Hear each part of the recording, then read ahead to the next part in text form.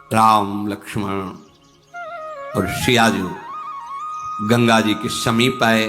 चतुर केवट नाव 10-20 कदम गंगा जी के बीच में। प्रभु ने कहा ऐसा क्या है भाई, या तो उस पार ना होती या इस पार ना होती, बीच में लगा, नाव लाओ ना किनारे। नहीं प्रभु मैं नहीं आऊंगा।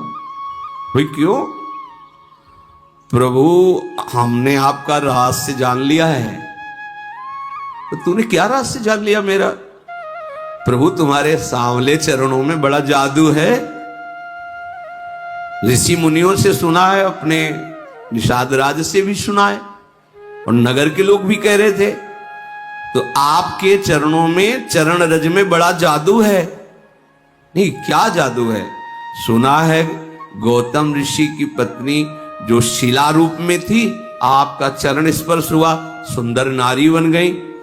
प्रभु शिला नारी बन गई तो काठ को नारी बनने में कितना देर लगेगा? वो वैसे ही लड़का बच्चा से घर में हम उसके पालन पोषण में परेशान है, और अगर नाव जिससे पालन पोषण करते वो भी नारी बन गई तो समस्या और बढ़ जाएगी।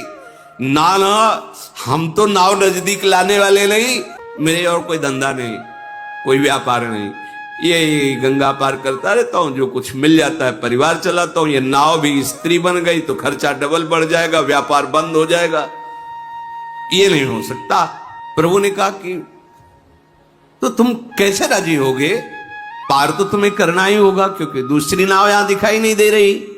एक बात है प्रभु, अगर आप पार ही वास्तविक जाना चाहते हो, देख लो, जो भव समुद्र से पार करने वाले हैं उनसे केवट, अगर पार ही जाना चाहते हो तो एक बार हमें चरणों को धोने का अवसर दीजिए। मैं धो के देख लूंगा कि कहीं इसमें वो जादू काम तो नहीं कर रहा। मैं जल लाऊं कठौते में, चरण धोऊंगा। अगर कठौता स्त्री बन गया तो कोई घाटा नहीं होगा, क्योंकि नाव हमारी सुरक्षित रहेगी, आने जाने से वो मिलता रहेगा और परिवार चलता है। अगर कठौता स्त्री नहीं बना और हमने चरण धो लिया, फिर नाव में बैठा लेंगे कि वो केवल शिला ही नारी बन सकती, एक काठ जो है नारी ले। भगवान बहुत मुस्कुराए कि यार बड़ा विनोदी है ये केवट। लक्ष्मण जी ने रोष दृष्टि, संभाल के बात कर, मानो नेत्रों ही नेत्रों में डांट रहे हो, संभाल के बात कर। इशारा की लक्ष्मण जी तरफ, अब डरने वाले नहीं है हम, ठीक है मार दो चलेगा। मैं कसम खा के कहता हूं महाराज, जब तक चरण नहीं धुलवाओगे पार नहीं करूंगा। और ये लखन लाल जी, मारना चाहते हो ना, मारो मारो, मेरा सौभाग्य है। इसमें क्या सौभाग्य है? जब मारेंगे तुम्हें तो सौभाग्य क्या होगा पता है तुम्हें? कहां मर रहा हूं? गंगा जी में, सीधे गंगा जी में। मार कौन रहा है? राम जी का भाई लखन। अपराध क्या है? केवल चरण पखारना चाहता है। साक्षी कौन है? स्वयं राम जी। मारो मारो, हमें कोई परवाह नहीं। केवट की बात सुनकर लक्ष्मण जी भी शांत हो गए कि बड़ा विवेकवान है, मुझे कोई इसमें मेरा तो अहोभाग्य आज होगा ही होगा, या तो मारो तो अहोभाग्य, नहीं तो चरण पखारेंगे अहोभाग्य। अब मुझे कोई मेरे भाग्य से विचलित नहीं कर सकता है। प्रभु ने कहा भाई तुम्हारी नाव ना स्त्री बने और मुझे पार जाना ही है, तुम उपाय कर लो। कृपा समुद्र भगवान श्री राम मुस्कुरा कर बोले, भैया तू वही उपाय कर जिससे तेरी नाव बच जाए। तुझे चरण ही पखारना है, जल्दी कर, चरण धो और मुझे पार उतार दे। देखो प्रभु का कृपा प्रसाद प्राप्त करके तुरंत भवसागर से पार हो जाते हैं जन। आज प्रभु निहोरा कर रहे केवट से, मुझे पार कर।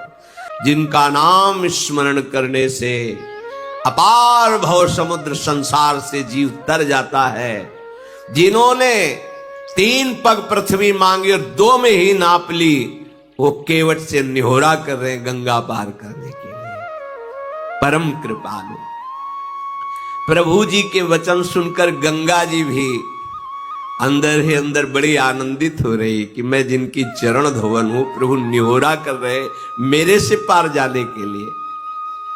ओहो, साक्षात महा सामर्थ्यशाली होते हुए केवट से प्रार्थना कर रहे हैं।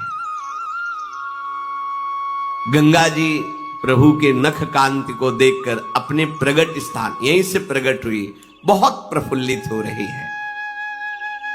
आज मैं धन्य हो गई गंगा जी के। प्रभु ने कहा शीघ्र करो ना, रुको महाराज, पहले से व्यवस्था की। कठौता लाया, कठौती ले कि अगर बनेगा भी ना तो कठौता लड़का बनेगा, नाव खेने के काम में आए। प्रभु की आज्ञा होते ही कठौते में सुंदर जल भर कर लाया और प्रभु ने चरण पधराए। अब बहुत आराम से प्रभु के कोमल चरणारविंदों को धो रहा है। कैसी प्रेममयी दशा केवट, उसे देखकर बड़े बड़े ऋषि मुनि देवता पुष्पों की वर्षा कर रहे। धन्य भाग, धन्य भाग जो मुनियों के ध्यान में आने वाले चरणारविंद, आप साक्षात केवट उन्हें धो रहा है। चरण कमल धोता जा रहा है, हृदय आनंद से लबालब भरा है, रोमांच हो रहा है। प्रभु ने कहा शीघ्र करो, उसको तो सुध ही भूल जाती, चरण पकड़ करके फिर धोती।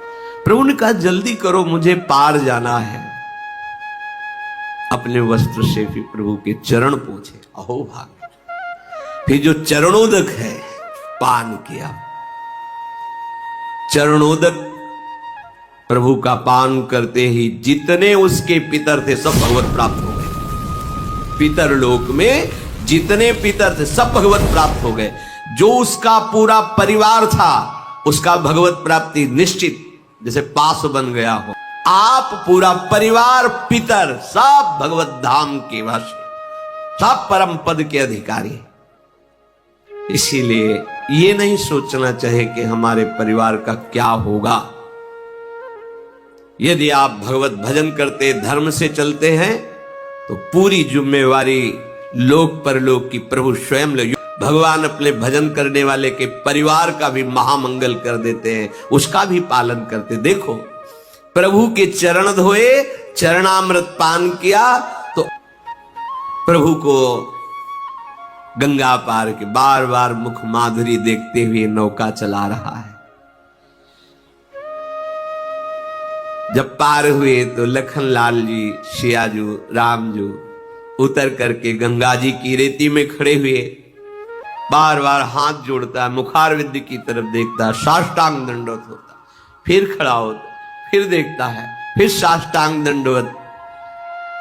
भगवान को ऐसा लगा कि शायद कुछ उतराई नहीं दी है, इसलिए ज्यादा दंडवत हो रही क्या। सब कुछ जैसा प्रभु को लग रहा है कि देना चाहिए, उतराई, इसको तो कुछ दिया नहीं। देखो हमारे प्रभु का स्वभाव देखो, सब कुछ दे दिया पर क्या सब कुछ है, इसको कुछ दिया नहीं। इसीलिए इनके समान केवल यही है। उसको परम पद, उसके परिवार को परम पद, उसके पितरों को परम पद, देवता ऋषि मुनि केवट की प्रशंसा करके पुष्प बरसा रहे, जगत बंदनी बना दिया। और प्रभु को सब कुछ क्या है, इसको तो अभी कुछ दिया नहीं है। प्रभु के हृदय की बात जानने वाली सियाजू ने अपनी अंगूठी उतारी जो मणि जटित थी, कहा प्रभु दे दीजिए। प्रभु से अंगूठी के लेकर कहा ये उतराई ले लो। विकल हो के चरणों में, प्रभु अब कुछ नहीं चाहिए, आपने जो दिया है। बहुत जन्म जन्म से मेहनत करता रहा, जन्म जन्म न जाने किस योनि में गया, क्या क्या कर्म किए। नाथ आज हमें पूरी मंजूरी मिल गई। क्या पूरी मंजूरी क्या है? आपके चरणारविंद का स्पर्श, आपके चरणों की सेवा और आपके चरणों का प्रेम। अब नाथ मुझे कुछ, अब मैं तृप्त हो गया हूं, अब कृतकृत्य हो गया हूं, अब कोई चाह नहीं रह गई है। नाथ आपको पा लिया तो आज सब कुछ पा लिया, अब कुछ पाना बाकी नहीं रहा। मेरे दोष, मेरे दुख, मेरी दरिद्रता सब नष्ट हो गई। आपके चरणों का स्पर्श करते ही मेरे हृदय में जो परमानंद, अब इससे बढ़कर कोई भेंट नहीं है। दीनदयाल आप कृपा कीजिए, अब मुझे कुछ देकर, ऐसी बात नहीं, अब मुझे कुछ नहीं चाहिए। प्रभु बार बार करे कि ले लो ना, नहीं ठीक है, वो सब ठीक है, आप ले लो। जब केवट ने देखा बार बार प्रभु आज्ञा कर रहे, तो हाथ जोड़ के कहा, प्रभु अभी नहीं, जब आप लौट के आओगे ना वनवास पूरा करके, फिर आप जो दोगे मैं प्रसाद समझकर स्वीकार कर लूंगा, अभी तो नहीं प्रभु, अभी तो जो दिया है प्राप्त कर दिया। हे नाथ ध्यान दीजिए, बहुत प्रयास कर रहे हैं प्रभु लक्ष्मण जी, सिया जी, लेकिन केवट कुछ नहीं ले रहा। भगवान फिर दे रहे हैं, क्या ये मिलना बड़ा कठिन है।